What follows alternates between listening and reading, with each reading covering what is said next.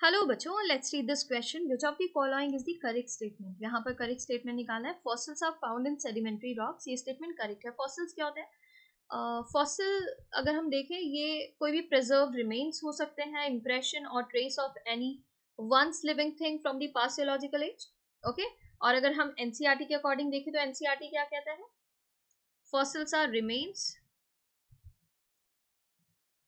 of hard parts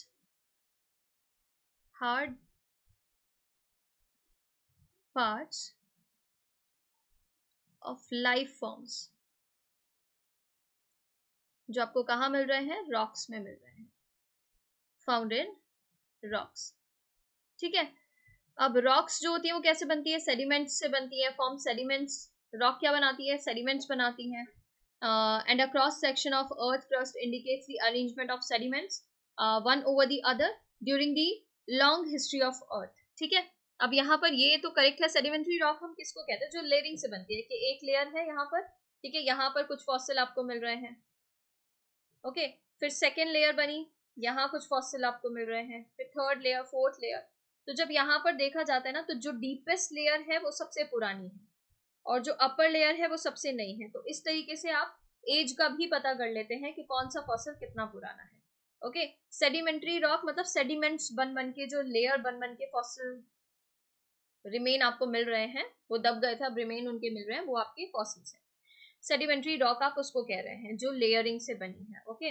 अब यहाँ पर दिया है epochs, periods and eras are not related to geological time. तो ये इनकरेक्ट हो जाता है. These are related to geological time. Epoch पढ़ते हैं, पीरियड पढ़ते हैं, एरा पढ़ते हैं. Life appeared 4000 million years after the formation of earth. ये क्या हो जाता है? ये इनकरेक्ट हो जाता है. ठीक है. ये भी इनकरेक्ट है.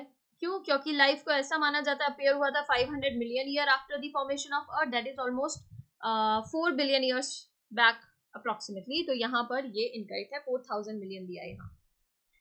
Evolutionary biology is not related to the history of life forms on earth. Evolution, यहाँ टर्म है ना evolution. तो जो evolution है और evolutionary biology है वो सब फील्ड है, ऐसा बोल सकते हैं. सब field of biology that studies evolutionary processes. जैसे कि आपका नेचुरल सिलेक्शन हो गया, कॉमन डिसेंट हो गया, स्पेसिएशन हो गया, that produce the diversity of life on earth. ठीक है.